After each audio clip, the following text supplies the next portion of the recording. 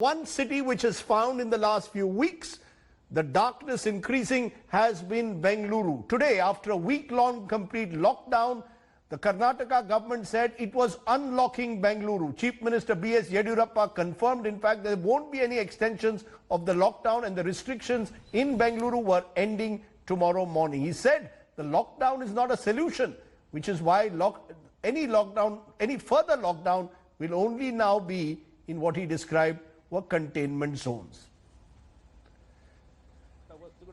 Now, as the Chief Minister speaks of this, the fact is Karnataka is battling a COVID crisis, not just in Bengaluru, but across the state. The situation, in fact, has become grim in some of the districts of Karnataka. Today, our special report is from Kalaburgi, the second worst hit district, where the hospital is finding even pigs are straying around. Take a look. Images depicting the big COVID crisis. Pigs and piglets roaming around in a government hospital in Karnataka's Kalaburgi. The district, which saw its first COVID death in early March, has progressively sunk into chaos. On Tuesday, the cases in Kalaburgi neared 3,000 with around 50 deaths. Sources blame delayed response and flip-flops and mismanagement after the first death. In April, the local deputy commissioner was shunted out. The order was soon cancelled. The city commissioner was given concurrent charge of the power board as an MD, leaving the area without a full-time commissioner right in the middle of a pandemic. The opposition says the government is focusing on Bengaluru and ignoring other districts. There is no basic common sense. Nothing, no sense. Only minister, internal problems, squabblings is only going on. Politics is different.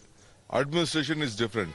They doesn't have control over the administration. I myself was quite surprised that they found 1,000 pigs in the district hospital. I mean, like I said, when you have the first corona death and you have the national media's attention, I think you should be better prepared.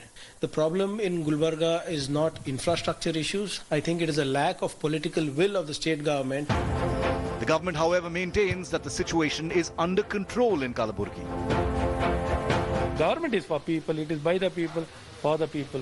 Definitely there is mechanism and concerns to be addressed in the government. So far government has been taking care of the people, and what needs to be done now most important is whoever gets infected, adequate care, adequate treatment, and the fast line. Immediately we need to start them on immediate treatment. The state has also lacked in the number of tests conducted. Many districts have just one lab with a capacity to take 700 to 800 samples. Are regions like Kalaburgi facing neglect amidst the big focus on state capital Bengaluru? Many believe that the opposition have a valid point in criticizing the government on heavily concentrating on Bengaluru and ignoring the other districts. The in-charge ministers of these districts have not called a single meeting of stakeholders till date. Even though the cases of Bengaluru are around 49%, the other districts have contributed the remaining 51% and needs equal attention. Nagarjun Dwarkanath for India Today. Hello everyone, this is Rahul Kamal here. Hope you enjoyed this video. For the latest news and analysis, like and subscribe the India Today YouTube channel and don't forget to press the bell icon to stay updated.